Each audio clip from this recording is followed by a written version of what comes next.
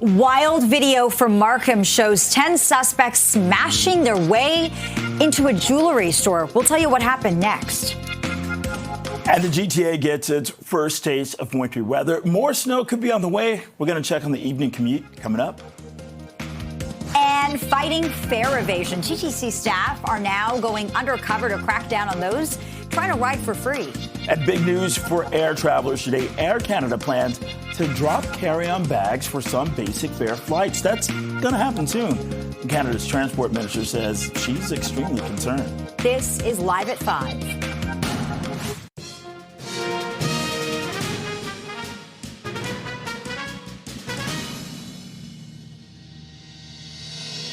Good evening. I'm Bakari Savage. And I'm Lena Latifat. Thank you for joining us here on Live at 5. There is a heavy police presence at Markville Shopping Center tonight following a robbery that saw multiple suspects smash the windows in a jewelry store. Right now, let's go live to CP24's Phil Perkins, who's at the scene. Phil. Bakari, Lena, it was a pretty chaotic scene here at CF Markville in Markham. The mall behind me here, just at the corner of McCown Road and Highway 7. This happened around the noon hour, and we're hearing from witnesses who say up to 10 robbers rushed, flooded a jewelry store inside the mall, smashed the display cases, and took as much as they could. York Regional Police say that they then, there was a short pursuit when the robbers tried to get away in a Honda and was involved in a crash right behind us here at McCown and Highway 7, rear-ending another vehicle, injuring two innocent drivers in that vehicle. They sustained minor injuries. York Regional Police spoke with reporters around the 3:30 hour. Here's what they had to say about this brief pursuit. Officers worked quick to the scene and observed multiple occupants fleeing from that Honda Civic and engaged in a foot pursuit. 4 suspects were taken into custody fairly quickly, and 2 further suspects were located in a nearby washroom of a food establishment. The occupants of the vehicle that was rear-ended did receive minor injuries and were taken to a local hospital as a precaution. In total, there are 6 suspects in custody, and we are still working to determine the exact number of outstanding suspects. Yesterday, we showed you other shocking footage from a mall in Markham at Hillcrest Mall. Again, broad daylight, 4 o'clock in the afternoon, several people smashing into the display cases of a jewelry store and making way in another vehicle, a Nissan Maxima that was later found. Those people are still unaccounted for. York Regional Police saying that at this point, there is nothing linking this mass robbery at a jewelry store here in Markham to the one in Richmond Hill yesterday. Send it back to you, Lena Bakari. All right, Phil Perkins reporting live from Markham tonight. Let's pick up on what Phil was just saying. York Regional Police have now released shocking footage of a targeted shooting at a plaza in Markham. This happened the night of November 30th in the area of Bullet Drive and Hawk Ridge Avenue. So the suspect can be seen pulling up in a dark gray sedan. The windows rolled down, and from there, you can see them fire several shots at the business. They actually hit a man inside. He was rushed to hospital with serious injuries, but did survive. Investigators believe that the vehicle, you see it right here, this is a Honda Accord. So anyone with information, you are asked to come forward. And let's bring in CP24's crime analyst Steve Ryan for a closer look at this investigation. So investigators now have this video. That is going to be a crucial part of the case, Steve. Well, it sure will be, because they have a vehicle. So they believe it's a Honda Accord. So they now can go to the Honda engineers, get the make, model, and year of that exact vehicle, and then track down all of the registered owners who have that exact vehicle. So you find the vehicle, then you find the registered owner, then you find the suspect, and then you get a motive. It goes step at a time. But they will get that vehicle sooner rather than later because that video is so good.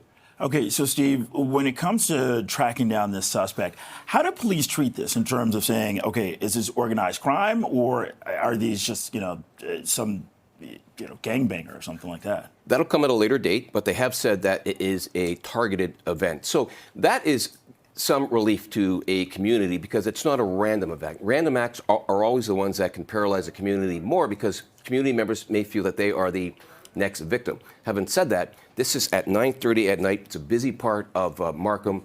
It's very concerning because there could have been collateral damage, and we are seeing more and more of that. The brazenness of these criminals is in your face, and it has to be because, according to what law enforcement officials are telling me, the criminals, that is, aren't afraid of being caught, and they're not afraid of the repercussions. Their reward outweighs the risk of being caught and being punished.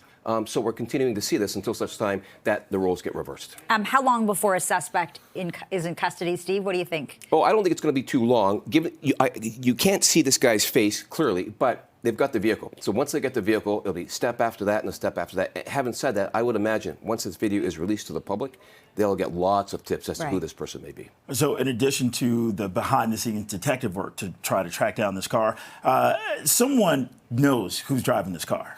Absolutely. And the thing is, when you're providing anonymous information, if you're a witness, the police can't guarantee your anonymity. If you're a witness, you have to, if you choose to provide a statement, they can't hide your name. But if you see this video and you think, I know a guy who I used to work with who drove that car, or my neighbor drives that car, anonymous call is all the police need, and they'll follow up on every tip. They'll get this car, I would imagine, within the next 48 hours. Okay, CP24's crime analyst, Steve Ryan. Steve, thanks so much for your insights, as always.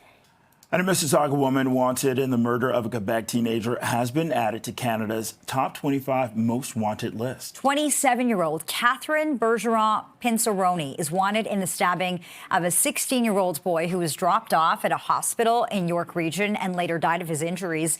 Police previously said the suspects involved in the stabbing are part of a larger auto theft ring. Bergeron Pinceroni is described as 5'1". She has a slim build with brown hair and brown eyes.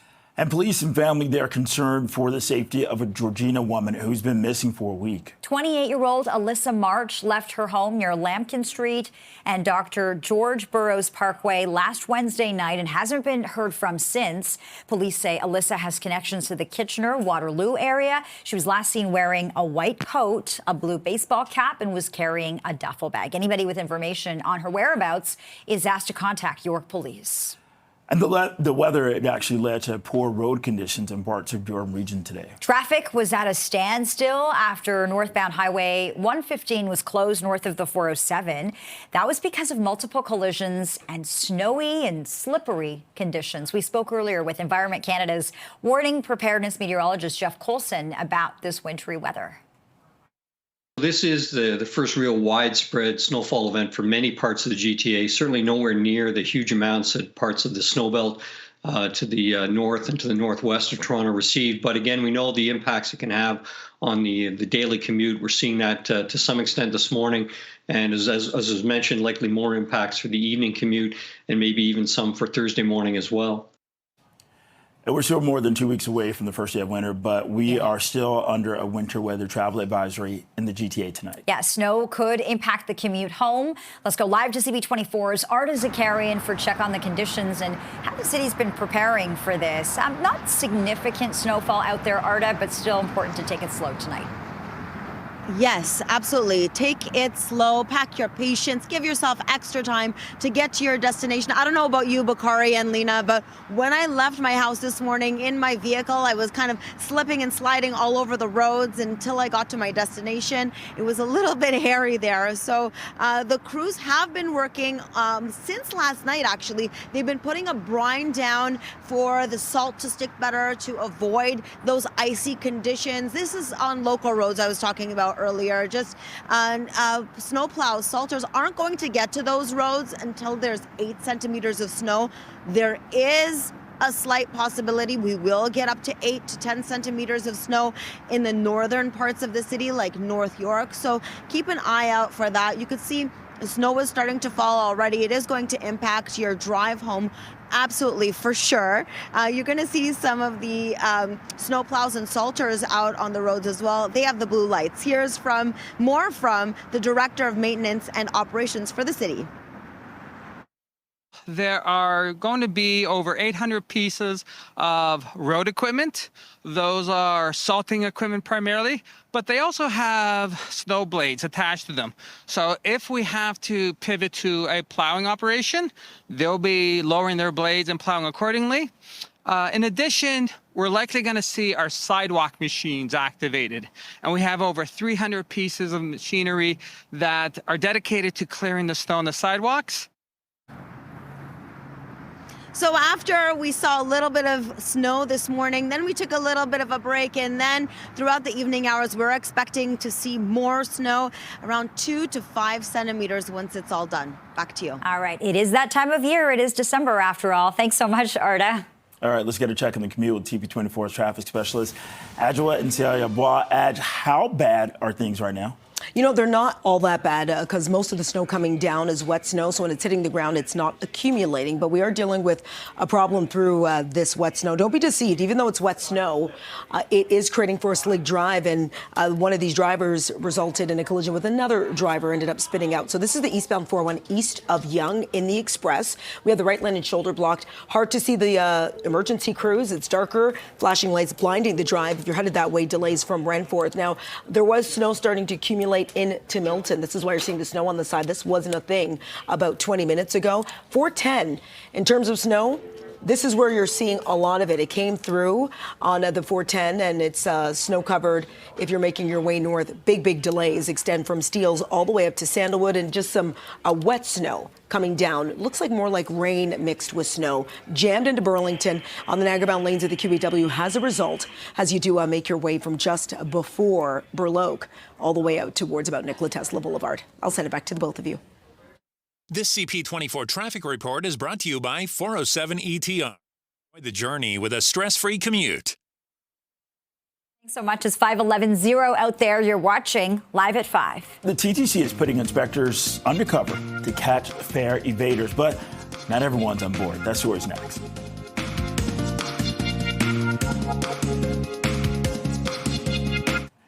Welcome back. The TTC says it has taken the controversial step of deploying plainclothes fare inspectors as part of its efforts to prevent fare evasion. CP24's Lindsay Biscaya joins us live from the newsroom with the details. Lindsay.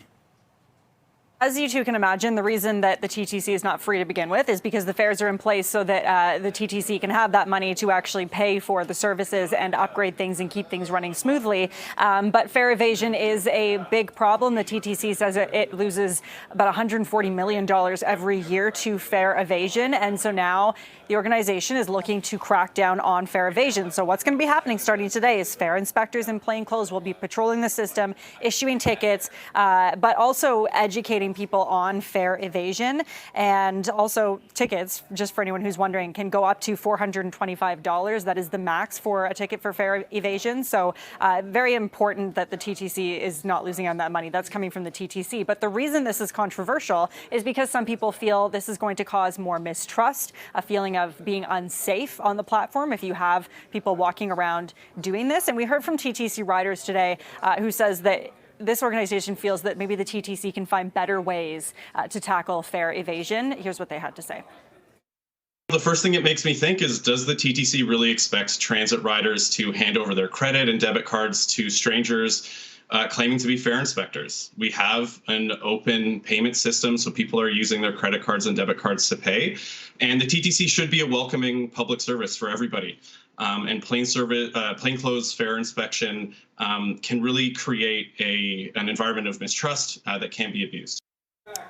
So we did hear from Stuart Green from the TTC, who said that the Auditor General actually specifically told the TTC to do this because the TTC needed to crack down on fare evasion. It was becoming such a big issue within the TTC. And we did hear from Stuart Green a little more about how this is going to work. Here's what he had to say. Really, it's about getting to people who are willfully evading the fare and robbing the system of that $140 million. And through a number of inspection techniques, we can determine, who's paying, who's not, if they're able to pay, and then sort of, do a different kind of enforcement, whether it be a ticket or an education or a warning. There are a number of different options available to us, but we've really revamped that whole system to make sure that it's fair and equitable for everybody. And when he says revamping that whole system, Lena and Bakari, that's because this happened in 2018, and now they're bringing it back. Back to you. All right, CP24's Lindsay Biscaya live from the newsroom. Lindsay, thank you very much. Well, also, the deadline has been extended for TTC riders to keep using old tickets, tokens, and day passes. Yeah, transit users now have until June next year to use up those legacy fares. TTC Board Chair Jamal Myers said the new deadline was reasonable as it's the earliest possible date that the Eglinton Crosstown and Finch West could potentially open. Both those lines will not accept the legacy fares. Well, some Air Canada passengers who opt for the carrier's lowest price fare will soon be barred from bringing on larger carry-on bags. Yeah, let's get all those details from CP24's Sija Liu, who is at Pearson tonight. Sija.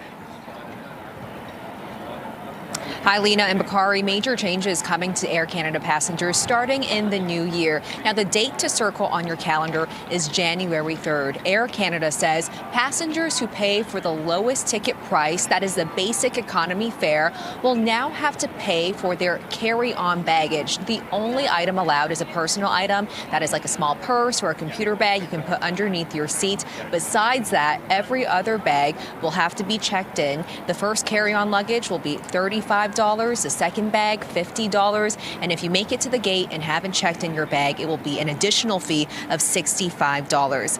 And also, the days of changing your seat for free during check-in will also soon be over for Air Canada passengers with that basic fare. Beginning January 21st, you will have to pay if you want to switch your assigned seat before takeoff. And it appears the only winner in the changes today is those who are purchasing a more expensive comfort fare ticket. Air Canada says they will be increasing the number of checked bags from 1 to 2. And a lot of people aren't too happy about this, including passengers we spoke to who say they will have to change the way they pack. They might consider traveling with a different airline. And the Transport Minister, Anita Anand, also says she is disappointed and is calling for changes as well. Take a listen to what she had to say.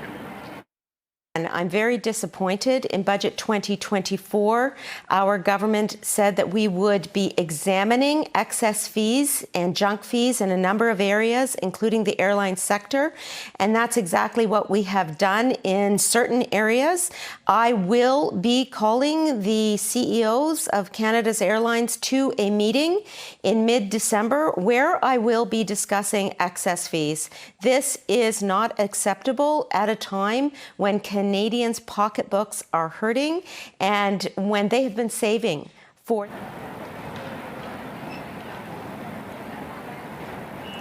Now, to explain all of this, Air Canada says the moves they made today are aligned with other airlines across the country. If you'll recall, just a few months ago, WestJet introduced its ultra basic fare, which also includes charges for carry-on baggage. And a number of other airlines across Canada are already doing this, such as Sunwing, Flair, Porter. You all have to pay for your carry-on baggage. And it appears starting January 3rd, Air Canada passengers who are paying the lowest ticket will also have to budget for an additional fee if they want to bring in some extra luggage. Back to you. All right, CP24, Sija Liu, live from Pearson. Thanks, Sija. And right now it's 5:19, holding at 0. This is Live at 5. Well, coming up, the head of a major U.S. health insurance company has been shot and killed outside a Manhattan hotel. We're going to tell you more about this investigation.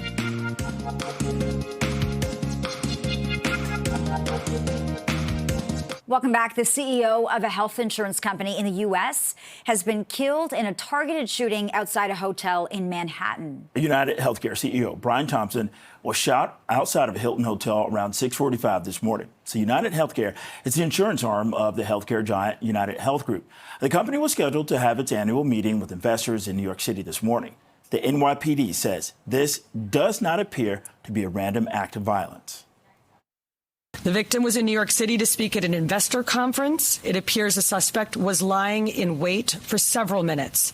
And as the victim was walking to the conference hotel, the suspect approached from behind and fired several rounds, striking the victim at least once in the back and at least once in the right calf. Many people passed the suspect, but he appeared to wait for his intended target. Police say the suspect fled on foot and then got on an e-bike. He was last seen in Central Park this morning. And the federal government is urging Canadians in South Korea to exercise caution after martial law was briefly imposed in the country. Yeah, residents in Seoul have been rallying against President Yoon Suk-yeol, who issued the decree claiming opposition parties were supporting North Korea. He gave no evidence to back up those accusations and is now facing an impeachment vote. Several of his top staffers have resigned. Martial law was in effect for about 6 hours before Parliament voted to cancel the measure and force the president to lift it. The impeachment vote could come as early as Friday. It's 5:23, holding at 0. This is Live at 5. Interest rates are down and housing prices, they're going up slightly in the GTA. Is this the right time to buy? Find out when we come back.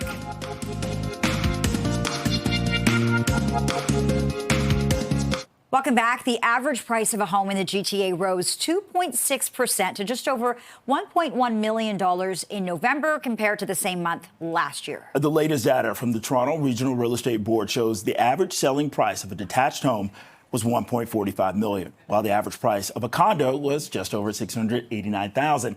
The report also shows that buyers were taking advantage of lower borrowing costs, with sales up more than 40% from November of last year. We saw a continuation of what we talked about last month, where we have seen an improvement in borrowing costs. So obviously that impacts positively monthly payments that people would be looking at if they purchase a home. And so we're starting to see more people come off the sidelines and back into the market. And I think, as we move forward, we're going to see an announcement from the Bank of Canada this month, and then obviously moving into the new year as well. So as we move towards the spring of 2025, I'd expect the market conditions to improve further. Well, the report also shows that new listings were up last month as well, rising 6.6% from a year earlier. The ongoing Canada Post strike, it is having impacts on several sectors of the economy. The Retail Council of Canada has called for the federal government to step in and end the strike now. It says businesses are having a hard time meeting customers' needs. The strike is particularly disruptive now when sales tend to be higher because the holidays are nearing, and businesses, they're working to settle their books for the year. And Canadians are waiting on government documents like passports and health cards. They're also experiencing delays due to the postal strike. So the federal government says those who didn't pay extra to pick up their passports, you're going to be affected. Provinces that send residents at-home cancer screening kits, they're warning people, don't send them back by the mail during the strike. And data from the Angus Reid Institute finds 68% of Canadians, they're being impacted by delays in either sending or receiving packages as this postal strike continues. The poll also finds that 34% support Canada Post and 29% support the union. Nearly a quarter of people do not agree with either side. The online poll was conducted from November 29th to December 2nd among a randomized sample of just over 3,000 Canadians. All right, it's 5:28, feeling more like -5 outside. This is Live at 5. No more free carry-on luggage at Air Canada for basic fares. The idea is facing some turbulence. We're going to take you live to the airport to explain next.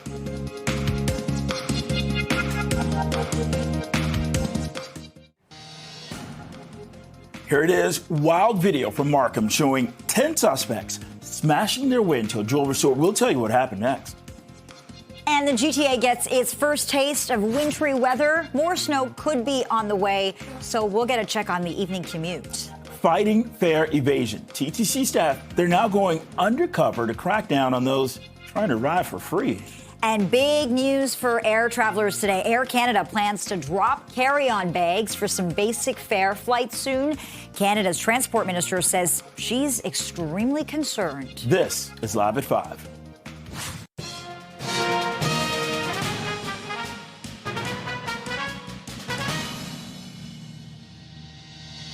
Good evening, and thanks so much for joining us. I'm Lena Latifat. And I'm Bakari Savage. One of our top stories is this. Some Air Canada passengers who opt for the carrier's lowest price fare, you're soon going to be barred from bringing on larger carry-on bags. Yeah, CP24's Sija Liu is at Pearson Airport tonight with the details and reaction. How is this going to work, Sija, and what are you hearing about it? Hi, Lena and Bakari. Well, let's start with how it works. So starting January 3rd, Air Canada says passengers who pay for the lowest ticket price, that is the basic economy fare, will not be able to bring a carry-on baggage for free. You can only bring a personal item that is like a small purse or a bag you can fit underneath the seat, but carry-on baggage you will have to pay. So for example, your first bag here, that is going to be $35. Your second bag, $50, and even more for your third bag. And all these changes start on January 3rd for anyone flying in North America and to sun destinations. And we've been at the airport here getting reaction from passengers. I have Sean Samuels here, and clearly he has a lot of bags. What is your reaction to the news today? The fact that you can't just bring on a carry-on baggage for free now? Honestly, it's ridiculous because first of all, the flights are already that expensive, and flights are only going to go up. And there's so many things that we need to bring, and then this is just me traveling. This is not even with my wife and my kids. So right now I'll be in it's just a lot to come out, just to travel to somewhere as simple as like down Vancouver. It's just too much, way too much. How do you think this will change the way you pack or maybe the way you budget for a trip, especially with a family and multiple bags to consider? Honestly, it's kind of, you're kind of caught in the rough of things where you just have to do it, because having young kids, having a wife that they carry 3 bags on their own, is just a lot that we just have to do. So it will impact where we're going and how frequent we go, but it's one of those things that you just kind of have to roll with the punches. Well, another change happening is on January 21st, and that is also Air Canada saying you can't change your seat without an additional fee. So essentially, you can't just check in and ask for your seat to be changed. And I imagine with a family, you would all want to sit together. So what is your reaction to that news? Another fee that you might have to pay if you all want to sit together. Well, I'm traveling by myself, and just yesterday I changed my seat about 3 times. So that's going to be ridiculous. But again, you gotta do what you gotta do. But unfortunately, it's us that we have to suffer from these hijacked prices. Well, we appreciate your time, Sean, and have a safe flight. Thanks so much. And yeah, we're getting a lot of reaction just like that from passengers all around the airport. Also getting reaction from government officials, with Transport Minister Anita Anand saying she wants to meet with all airline CEOs in mid-December to discuss this. Back to you, Lena and Bakari. All right, Sija Liu, live at the airport tonight. Sija, thanks so much. Well, we are still more than 2 weeks away from the first day of winter, but we remain under a winter weather travel advisory in the GTA tonight. Yeah, so it could impact the commute home. Right now, let's go live to CP24's Arda Zakarian for a check on the conditions and how the city is preparing. Okay, Arda, it was snowing earlier, then it tapered off. Let's talk about the effect. Yeah. Lena and Bakari, I know you're talking to me, but the gardener is so loud I can barely hear what you said. So I'm not going to respond to it because I couldn't hear it. Okay, so what I can tell you is that the snow is falling and the wind is blowing. You can see it actually accumulating on my hair already. However, if you are hitting the roads, make sure that you give yourself lots of extra time. This is our first snowfall event, and when this happens, people don't know what to do, how to drive, and of course, it's normal. Give everybody grace today. Give yourself grace. Give yourself lots of extra time to get to your destination. We had a chance to speak to some people earlier today on what they think of the first snowfall. It's kind of expected, yeah. We watched the forecast, so kind of expecting it. We charged up our snowblower, hopefully using it for the first time, so a little excited about that. I'm gonna go sledding today. You go sledding? Yeah. Same. What did you do to prepare, guys? I'm really just gonna be lazy today, but in the morning, I tried to find my snow pants. And in the early morning, I just looked outside and saw the snow. And I was really happy. Even though our kids think that they're ready, we have to get everything prepared for them. Boots, snow pants, everything. And so though they made it fast, we prepared since last night. You know, we're standing by the gardener right now, and I can tell you some good news. I don't see any traffic as of right now on this side. This is near Islington, and the snow isn't sticking to the ground. That may be also because the salters were out. The brine was laid out yesterday. So a lot of things have happened. The city is very prepared. They have 800 pieces of equipment, crews, salters, snowplows out on the road to combat this, to make life easier for everyone. So that's all from the gardener and from myself and the snow. Back to you. All right, CP24's Arda Zakarian. Thanks a lot. Well, right now, let's get a check on the commute with CP24's traffic specialist, Adjoa Ntiyayaboa. We just saw the snow coming down. Yeah, the snow is continuing to fall again. As Arda was saying, it's not really sticking to the ground, but it's creating a slick road situation. And if you're on the 401 in the mix, these slick roads have resulted in a situation on the eastbound lanes of the 401 in the Express, just past Yonge. Again, it is the right lane and shoulder blocked. I did watch some snowplows make their way through. It looks like Briners also just doing an additional brine, so it doesn't doesn't end up being a very slick and slippery commute. Snow is starting to accumulate if you're making your way in towards Milton, so it's impacting your westbound drive. This is the view through Highway 25. And speaking of snow, we got a lot of it on the northbound 410, another route which is getting hit with a heavier snowfall as you make your way into Brampton. Again, if you're making your way out and you have to drive, definitely take your time and drive with a lot of extra care and caution. Lena Bakari, I'll send it back to you. All right, Adjoa, thanks so much. Got to take it slow tonight. Well, the TTC says it has taken the controversial step of deploying plainclothes fare inspectors as part of its efforts to prevent fare evasion. That's been a real problem for the transit agency. CP24's Lindsay Biscaya joins us live from the newsroom with this story. Lindsay. Yeah, so this is something the TTC actually started in 2018 or tried in 2018. 3 weeks ago, they started it up again. It was a bit of a soft launch. Inspectors in plainclothes were going around talking to people who weren't paying their fares, trying to educate people. But that soft launch ended today. And so now if you are caught not paying your fare, you will be fined anywhere from $235 to $424. So not a small amount, although interestingly enough, that money from a fine doesn't go to the TTC. It actually goes to the courts. But if you don't pay your fare, that is money taken out of the TTC's pocket. And the TTC says it needs that money to make sure that things are running smoothly. So again, these plainclothes inspectors will now be going around. They will have an ID on them and they will wear body cameras. But some people not so happy about this. We spoke with the group TTC Riders who say there are better ways around this because people will be profiled unfairly and people might feel unsafe with this kind of system in place. But we did hear also from a spokesperson from the TTC, Stuart Green, today, who kind of talked about how this is going to work. So we'll let you hear from him first. Have a listen. They'll be wearing body-worn cameras. They'll identify themselves. They'll announce themselves. So there's no surprises. And part of the process here is putting out that news release to advise people publicly that we are stepping up our fare enforcement, getting more serious about, cracking down the evasion that's costing us $140 million. But the plainclothes inspectors will perform their functions and their duties in a transparent way, in an accountable way, and in a fair and balanced way. So as I mentioned, we also spoke with TTC riders who say there could be other ways around this for the TTC to kind of recoup their losses and try to tackle fare evasion in a different way rather than what's happening now. Have a listen.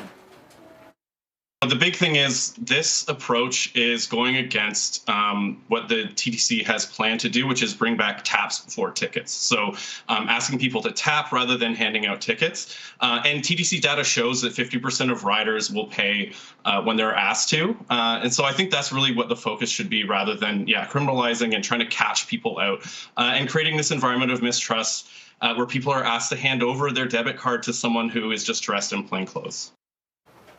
So a lot to go over here, Bakari and Lena. Also important to note that the TTC didn't say how many inspectors will be deployed for part of this program. But again, that is enforced starting today. Back to you. All right, Lindsay Biscaya live in our newsroom tonight. Lindsay, thanks so much. Meanwhile, the deadline has been extended for TTC riders to keep using old tickets, tokens, and day passes. Transit users now have until June of next year to use up those legacy fares. TTC Board Chair Jamal Meyer said that the new deadline was reasonable as it's the earliest possible date that the Eglinton Crosstown and Finch West could potentially open. Both those lines will not accept the legacy fares. It's 5:40, 0 outside. You're watching Live at 5. And coming up, arrests after a smash and grab robbery has happened at a mall in Markham.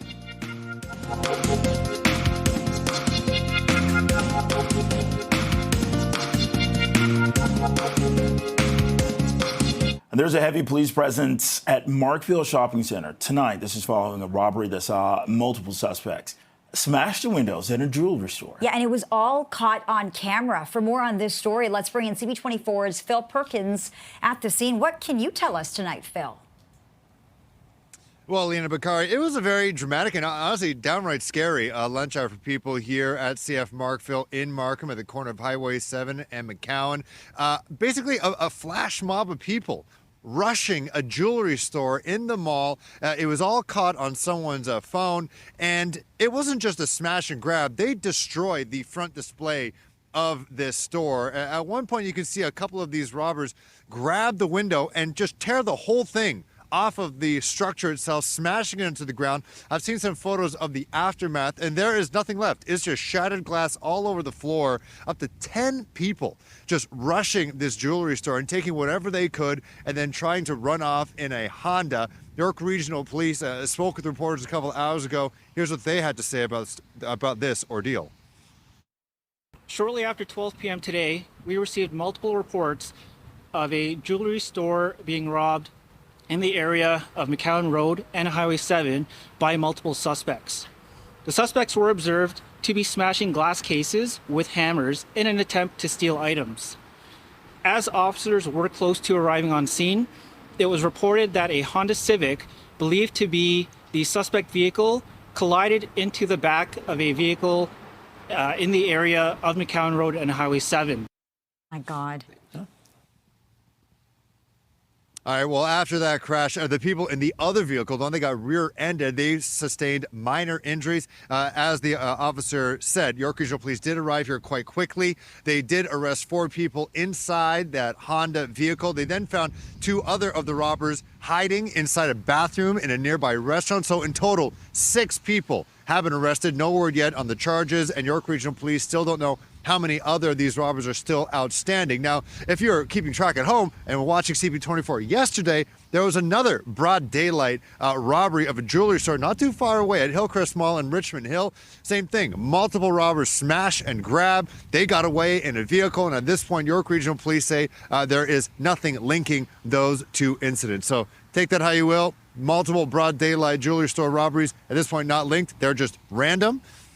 Makes you feel not too safe if you work in the retail industry right now, especially during the holidays. Back to you guys. Yeah, that is wild. Phil Perkins live in Markham tonight. Phil, thank you. And York Regional Police have also released shocking footage of a targeted shooting at a plaza in Markham. Take a look at this. Yeah, this happened the night of November 30th. This was in the area of Bullock Drive and Hawkridge Avenue. The suspect can be seen pulling up in a dark gray sedan with the window rolled down. Look at her right here. Before shooting several times at a business, a man inside was hit. He was rushed to hospital with serious injuries, but did survive. Investigators believe that the vehicle involved is a Honda Accord. You saw it. You're going to see it again right now. So anyone with information, you are asked to come forward. Right now, let's bring in CP24's crime analyst, Steve Ryan, for a closer look at this investigation. Steve, people probably know who that driver is, but even if they don't want to come forward, detectives are working on this. Yeah, that's right. So there are a couple of steps here. So the detectives are going to identify this vehicle. They believe it's a Honda Accord. So having that information, they can go to the engineers at Honda. The engineers can give them an exact make, model, and year of that vehicle. Then they can get all the registered owners that have that vehicle and then methodically go to every one of those until they identify this car. Now, if you are a witness to a criminal offense, you can't remain anonymous. If you choose to give a statement to the police, they can't hide who you are. But if you have third-hand information, or you believe you know who this might be, or you know somebody who drives that type of car, you can pick up the phone, give the information. You don't have to give your name, and the police will follow up on every lead. Steve, as I'm looking at this video, I'm thinking of all the vehicles that are in the parking lot. I mean, people could be inside. Yeah. How brazen was this? Yeah, that's a great point. So the police say that this is a targeted event. Clearly, I saw the unedited video. Yeah. There were 8 shots that I counted that were fired at that business, and it did strike somebody inside the business who is in non-life-threatening but serious condition in hospital. But it speaks to the brazenness because it's 9:30 at night, and there are people in the area. So although it is targeted, there is still the potential for collateral damage, for innocent bystanders to be struck. And this is what we are seeing more and more often. And it certainly suggests not only to the brazenness of the criminals, but to their lack of fear, if you will, for being arrested, put before the courts, convicted, and the reward of getting whatever it is they're out to get, whether it's a killing, an injury, or a theft, that reward outweighs the risk of being caught. And until that's reversed, we're going to continue to see this. Okay, Steve, I want to ask you about this because we have this shooting. There's been other, brazen shootings. Let's talk about the difficulty of policing today.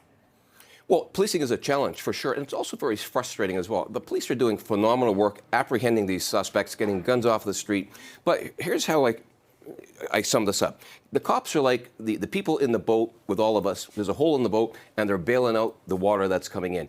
Until we seal that hole, they're going to have to continue to bail out the boat. They're seeing the same suspects time and time again, and that's because the same criminals are being released onto the streets, committing the same offenses, and the guns are still coming in from the U.S. So the police can seize 1,000 guns tonight.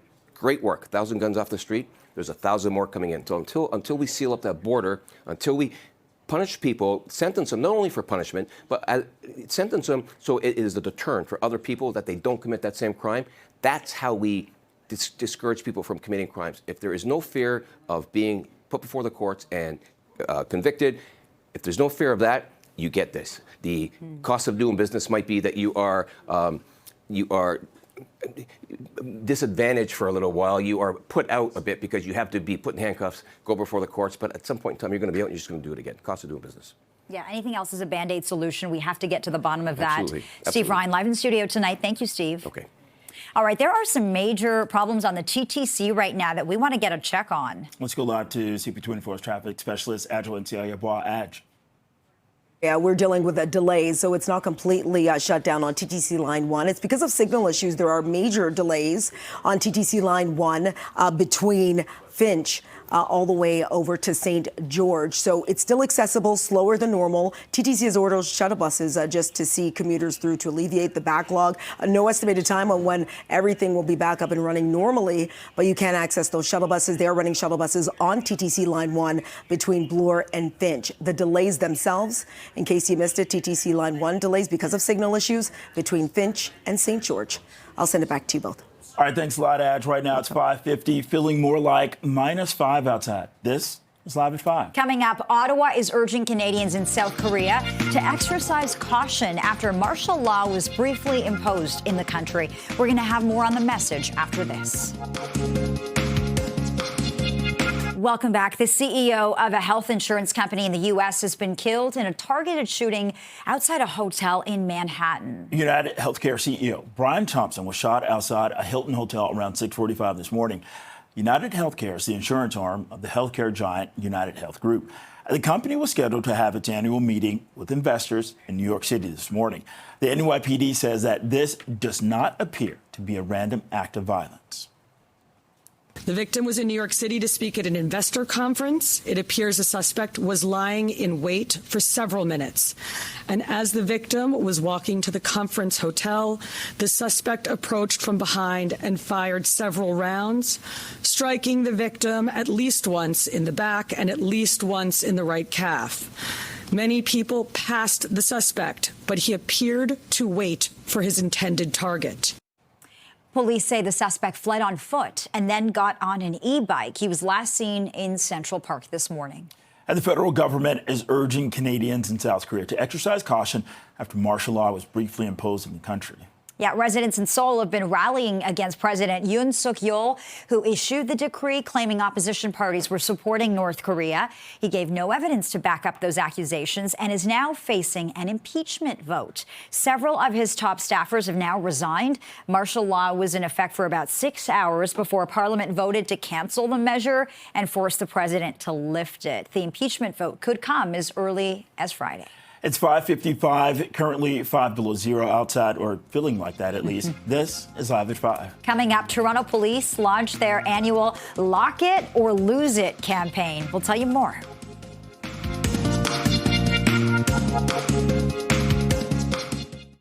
Toronto Police has launched its annual Lock It or Lose It campaign. Officers are patrolling the parking lot of Sherway Gardens to make sure shoppers are taking proper precautions to protect themselves from thieves over the holidays. The campaign focuses on minimizing vehicle and property thefts by emphasizing the importance of securing belongings and not leaving valuables in sight. Yeah, that is a big no-no. And a record Lotto Max jackpot. It'll be split among 2 winners. Yeah, lottery officials report 2 tickets matched the 7 numbers drawn last night and will share the $80 million grand prize. One was purchased in Alberta and the other in Quebec.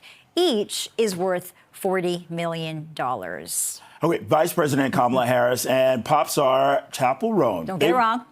They were the most talked about people this year. Their names were also among the most mispronounced. That's why I told Bakari not to get it wrong. Babbel and the captioning group released a list of the words news anchors, politicians, and other public figures struggled with more than any others this year during Harris's unsuccessful run for president.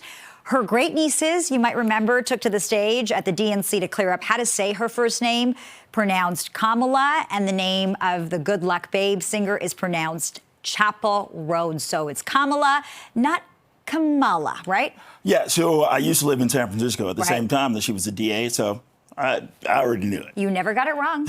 You're watching Toronto's Breaking News, CP24. And the problems on the TTC's Line 1 have cleared. Thank you for watching. CTV News at 6 is next.